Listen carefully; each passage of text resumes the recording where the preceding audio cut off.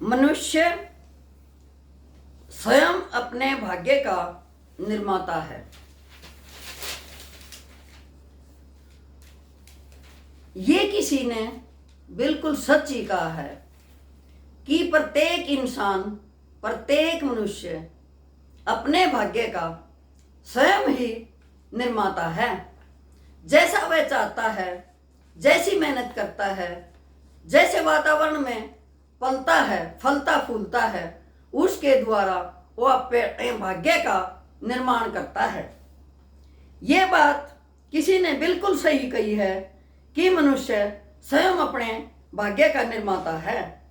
ये कहावत उन लोगों पर स्टिक बैठती है जिन्होंने अपनी मेहनत, लगन तथा सामर्थ्य के अनुसार अपने आप को इतना बुलंद किया है कि उसका नाम हमेशा ही स्वर्ण अक्षरों में लिखा गया है तथा उनके सामर्थ्य का उदाहरण आने वाली पीढ़ियों को बताकर उन्हें स्वयं को पहचानने तथा अपने भाग्य को उदय करने की प्रेरणा दी जाएगी। जिन मनुष्यों ने जीवन में प्रत्येक वस्तु का अभाव देखा, जिनके हालात इतने खराब रहे हों कि उनके पास कोई भी संसाधन न हो, न कपड़े पहनने के लिए हो, न घर रहने के लिए हो, बहुत ही मुश्किल से जीवन चलता हो, फिर भी अपने साहस को बनाए रखें, चाहे उन्हें पानी ही पीकर क्यों न सोना पड़े, तो भी वो भगवान का शुक्रिया करना नहीं भूलते कि चलो परमात्मा ने कम से कम पानी तो दिया। सिर्फ पानी को ही अमृत बनाकर उन्होंने जीवन व्यतीत किया।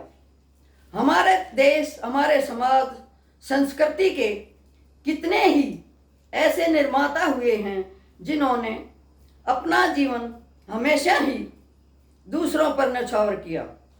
हमारे देश के पूर्व प्रधानमंत्री श्री लाल बहादुर शास्त्री जी को देखिए, कितने साधारण परिवार से संबंध रखते थे।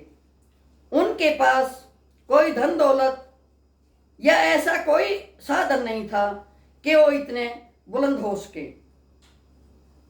प्रधानमंत्री होते हुए भी उन्होंने अपनी सादगी का परिचय दिया। हमेशा शांत स्वभाव वाले देशभक्त, हर पल अपने देश की बेहतरी के बारे में सोच समझने रखने वाले, यही देश के उन्होंने ही देश के लिए एक नारा दिया था, जय जवान जय किसान। उनको पता था कि हिंदुस्तान के अंदर यदि किसान खुशहाल है तो उसी देश को अच्छे जवान मिलेंगे जो उसकी सीमाओं की प्रहरी बनकर दिन रात अपने देश के लिए कुर्बान होने को तैयार रहते हैं। जब तक संसार रहेगा, भारत के इतिहास में श्री लाल बहादुर जी का नाम गौरवमय तरीके से लिया जाएगा। इस देश के प्रत्येक नागरिक के होठों पर जय जवान जय किसान का नारा हमेशा ही बुलंद रहेगा।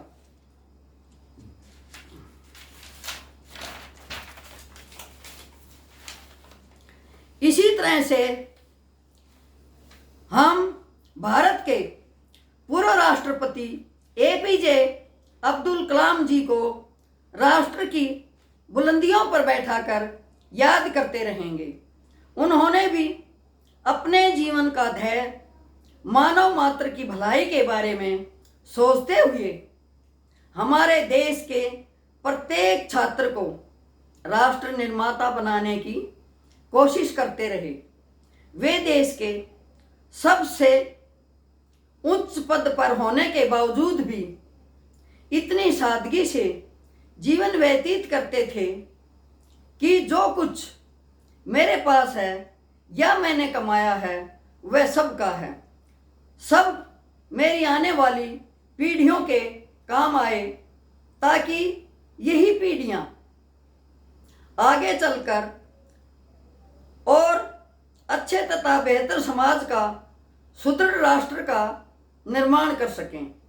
उनका नाम एपीजे अब्दुल कलाम भारत की काया पर स्वर्ण अक्षरों पर लिखा हुआ है तथा जब तक राष्ट्र रहेगा तब तक यहाँ का हर बच्चा, हर छात्र उनके कर कदमों पर अपने आप को चलाने की कोशिश करेगा तथा एक दूसरे को यही कहेगा कि यदि राष्ट्र निर्माता बनना है तो एपीजे अब्दुल कलाम साहब जैसे बनो। उन्होंने कभी भी अपने पद तथा गरिमा का अभिमान नहीं दिखाया।